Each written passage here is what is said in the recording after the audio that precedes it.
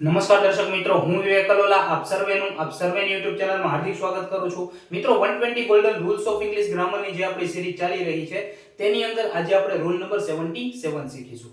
મિત્રો rule number 77 છે એ શેના વિશે છે તો કે મિત્રો સાદા ભવિષ્યકાળનું જે વાક્ય છે એને પેસિવ વોઇસમાં કઈ રીતે ચેન્જ કરવું, એટલે કે સાદા ભવિષ્યકાળનું જે એક્ટિવ વોઇસનું વાક્ય હોય તેને આપણે પેસિવ વોઇસમાં કઈ રીતે ચેન્જ કરવું. તમે રૂલ નંબર 76 જોયો હશે તો એમાં મેં પેસિવ વોઇસનો એક નિયમ સમજાવેલો છે કે પેસિવ વોઇસમાં બરાબર કોઈ પણ કાળ હોય બરાબર એને તમારે એના વાક્યને તમારે પેસિવ વોઇસમાં ચેન્જ કરવું હોય તો પેસિવ વોઇસમાં હંમેશા શું આવશે મિત્રો તો કે V3 આવશે. બરાબર છે.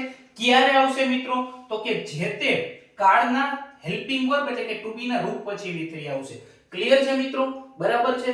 પરંતુ અહીં એક કન્ફ્યુઝન છે ઘણા બધા સ્ટુડન્ટને થતું હોય છે, કારણ કે જોવો જોઈએ મિત્રો કે જે સાદો ભવિષ્યકાળ છે, કેવો કાળ મિત્રો? સાદો ભવિષ્યકાળ છે. એક્ઝામ્પલ લઈને તમને હું સમજાવું છું. બરાબર છે. માની લ્યો કે આપણે અહીં લખી છે કે I will eat an apple. I will eat an apple. બરાબર છે મિત્રો?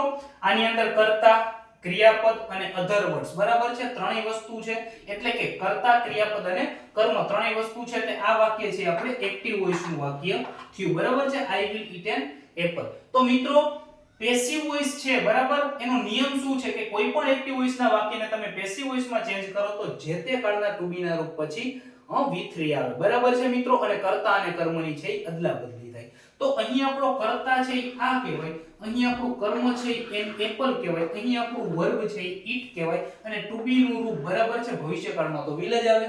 બરાબર છે. તો ઘણા બધા સ્ટુડન્ટ છે ભૂલ શું કરે મિત્રો, એ આવી રીતે કરતા હોય કે an apple will eaten by me. બરાબર છે. જો આવી રીતે તમે પણ કરો છો તો તમારું એ વાક્ય છે એ ખોટું પડશે, કારણ કે મિત્રો આ વસ્તુ યાદ રાખજો કે સાદા ભવિષ્યકાળના એક્ટિવ વોઇસના વાક્યને તમારે પેસિવ વોઇસમાં ચેન્જ કરવું હોય બરાબર છે તો ભવિષ્યકાળનું જે ટુ બી નું રૂપ છે એ છે will. બરાબર છે.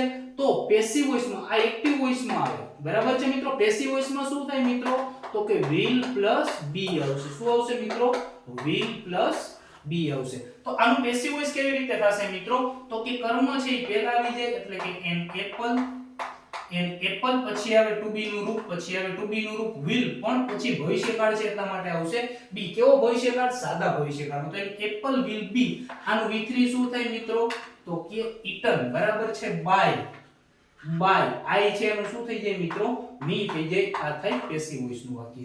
તો આપણો સિમ્પલ નિયમ છે મિત્રો કે સાદા ભવિષ્યકાળના એક્ટિવ વોઇસના વાક્યને તમે પેસિવ વોઇસમાં ચેન્જ કરશો બરાબર છે તો will પછી હંમેશા be આવશે. આ તમારે IMP તરીકે લેવાનું છે. તો આશા રાખું છું તમને રૂલ નંબર 77 હું બહુ સારી રીતે સમજાવી શક્યો છું. જલ્દી જ મળીશું આપણે રૂલ નંબર 78 ની સાથે. ત્યાં સુધી જય હિન્દ, જય Bharat, take care, good bye, thank you so much.